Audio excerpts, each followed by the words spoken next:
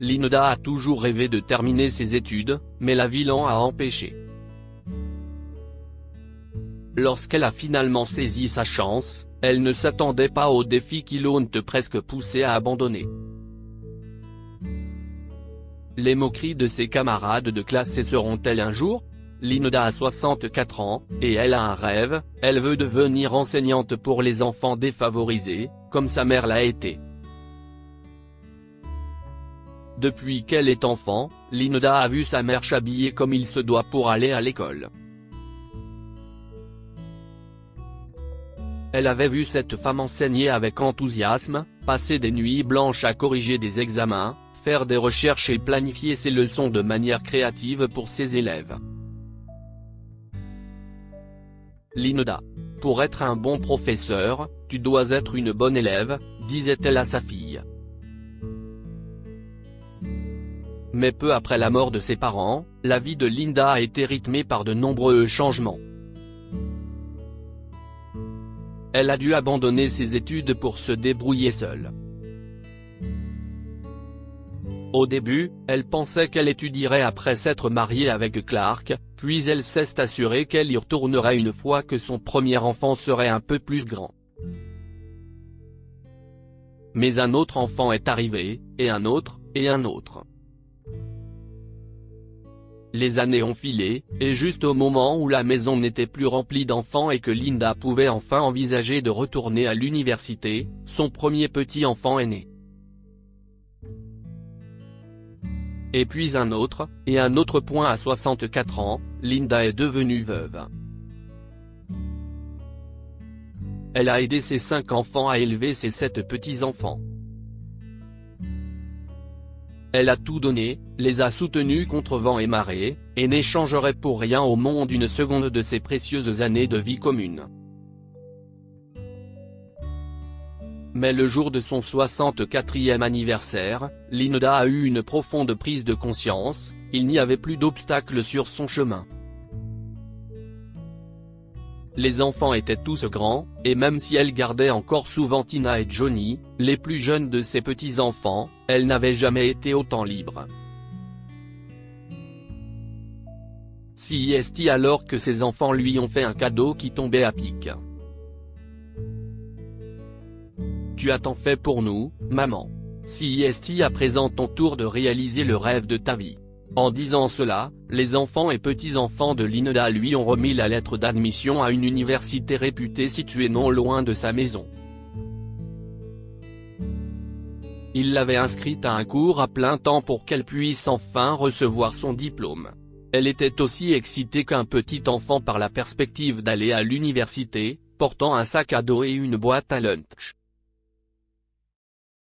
Elle s'est assise bien droite sur le premier banc, prête à absorber toutes les connaissances qui lui seraient transmises.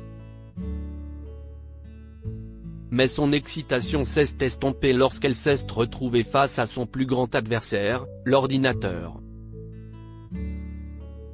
Oh, qu'est-ce ce que je vais faire avec ces doigts de saucisse, soupira-t-elle en luttant pour taper le clavier et utiliser la souris. Pendant que Linda, l'élève la plus âgée de la classe, se démène, les plus jeunes, garçons et filles, se moquaient d'elle. La grand-mère veut coder alors qu'elle devrait être en train de préparer des biscuits, s'amusant des élèves. Une autre voix dit, elle a besoin d'un nouveau passe-temps. Que quelqu'un lui offre de la laine et des aiguilles à tricoter. Peut-être un chat, aussi. Cette fois, la classe entière a éclaté de rire. Cela faisait des mois que Linda subissait ces moqueries. Et ça commençait à la démoraliser. Lorsqu'elle a entendu des filles dans les toilettes l'appeler Linda trop tardive. Et dire qu'elle posait les questions les plus stupides en classe, ce fut la goutte d'eau qui fit déborder le vase. Les filles ont été choquées d'entendre des pleurs venant de l'intérieur d'une des cabines, et elles étaient rouges de gêne quand elles ont vu Linda sortir. J'essaie, les enfants, j'essaie vraiment. Je pensais qu'après toutes ces années, je pourrais enfin. Mais de qui je me moque? Je ne peux pas m'attendre à suivre votre rythme. Vous êtes jeune et vous avez toute votre vie devant vous, et moi. Eh bien, je peux juste rester et attendre ma dernière heure. Les filles avaient les larmes aux yeux, et elles sont restées sans voix en regardant Linda partir. C'est à ce moment-là que les choses ont commencé à changer pour elle. Le lendemain, Linda s'est demandé pourquoi la salle était silencieuse quand elle est entrée dans la classe au lieu des ululements et des moqueries habituels. À sa grande surprise, tous les enfants se sont rassemblés et se sont excusés auprès d'elle, un par un, en voulant entendre son histoire. Lorsque les enfants ont appris comment Linda trouvait le temps d'étudier malgré les nombreuses tâches ménagères et la garde de ses petits-enfants, ils ont conçu un plan pour elle. Nous avons quelque chose en tête, Linda. S'il te plaît, écoute-nous. Il s'est avéré que les enfants avaient imaginé un emploi du temps parfait pour Linda, qui lui permettrait de mieux étudier et d'apprendre plus vite. Deux des élèves étaient chargés de lui apprendre l'informatique, un autre s'occupait du ménage et de la lessive, et un autre d'arroser le jardin.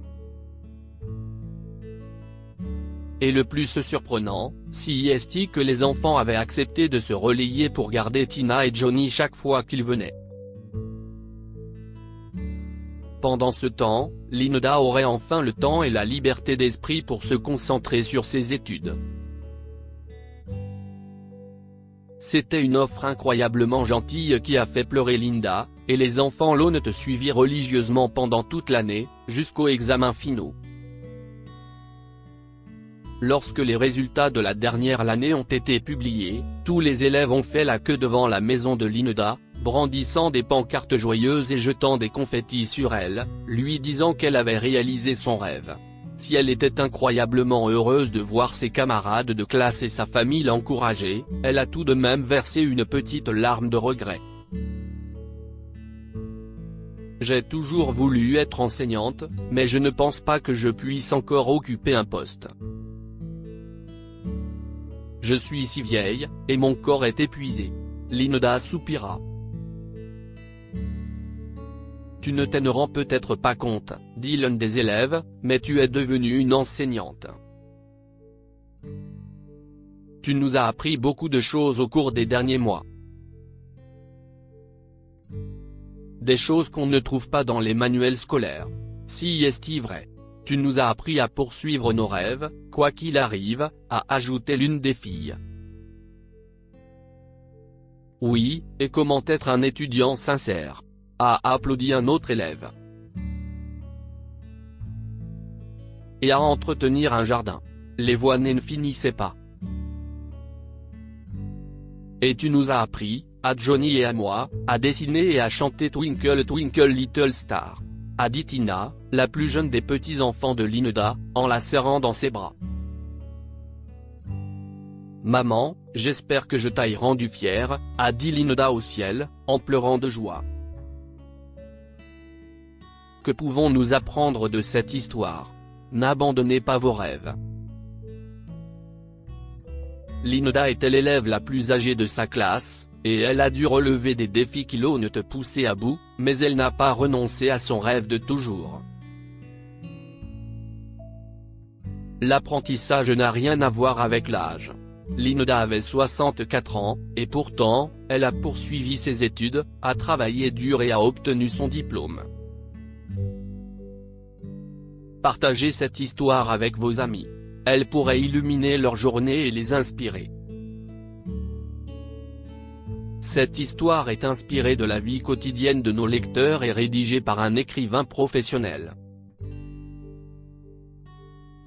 Toute ressemblance avec de véritables noms ou lieux est une pure coïncidence. Toutes les images sont utilisées uniquement à des fins d'illustration. Partagez votre histoire avec nous. Elle changera peut-être la vie de quelqu'un. Si vous souhaitez partager votre histoire, envoyez-nous un mail à info@amomama.com. Abonnez-vous à Amomama sur Google News.